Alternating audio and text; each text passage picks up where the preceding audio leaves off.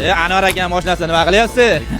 Akamiz istasizmi mashinada? Havas qilib minib turadi har zaman. Gelik 3.8 Anvar akam kerak edilar. Anvar akamnikin kelsam, shogird showroomga yurib. Siz quruvchimisiz? Yo shogirdmisiz? Yo shopirmisiz? Ikkalasi ham. Shunaqa. Katta proyektlar nima ishlar bilan bandsiz? Xudoga shukr, hozir ayni vaqtda Anvar aka yangi Toshkentdagi sotuvini ochish uchun, taqdimot uchun, yangi aksiya uchun tayyorgarlik qilib turibdi. 2 soatga boshlanadi. Biz qilib turgan ishimiz shu respublikada 10 tadan ziyodroq quruvchi bilan, ishonchli, yaxshi quruvchilar bilan hamkorlik qilib, ularni uylarini sotib berish bilan shug'ullanamiz, xudoga shukr. Faqat uy sotasizmi yo kiyim bu mashinalarni ham sotib beraverasiz? Sotishda hozir uydamiz faqat. Ya'ni zapus degan narsamiz bor, texnologiyamiz 500 ta, 1000 ta, 1,5 tani bir oyda, 3 haftada sotish bilan shug'ullanamiz. Endi boshqa sohalarga naqd ketmadik. Boshqa sohada bizneslarimiz bor, sotuvimiz. Birinchi boshlagan biznesingiz qanaqa bo'lgan? Necha yoshda?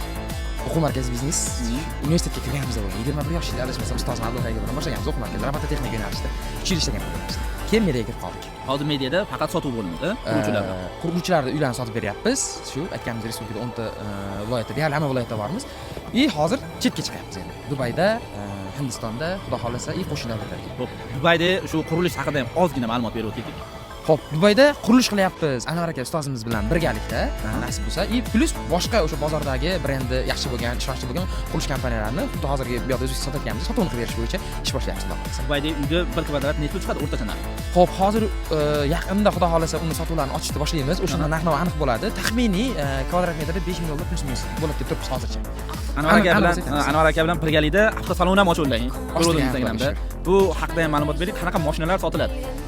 Mashina mana bunaqa inomarkadan tortib, o'zimizda JM mashina hammasi bo'ladi. Qulay takliflar bilan, rasurishga ham olsa bo'ladi, naqdga ham olsa bo'ladi, xudo xolasa. Endi qaysi mashina nech bo'ldi degan savol endi o'zim bo'lib ketib qoladi-yu, lekin shu xalqni xursand qiladigan, qulay bo'lgan, shu kimlardir masalan qimmat mashina olmoqchi-yu, rasurishga olib bormaydi. Unaqa yechimlar ham bo'lyapti. Rahmat sizga, ketgan vaqtga rozi bo'ling. Rahmat.